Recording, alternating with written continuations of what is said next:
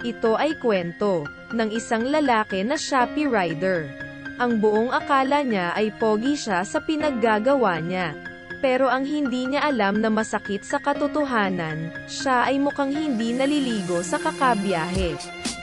Ingat na ingat siya sa bawat parcel na kanyang i-deliver.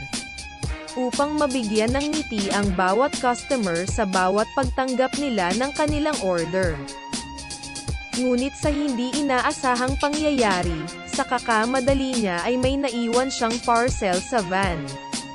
At pagdating niya sa buyer ay hindi niya pa pala ito dala. Ayan kasing bobo ka. Hindi mo muna tinitignan ng mabuti bago ka umalis, pahiya ka tuloy. At ang moral lesson sa kwentong ito ay, sa bawat lagay mo ng parcel, bakit wala pa din kayong label?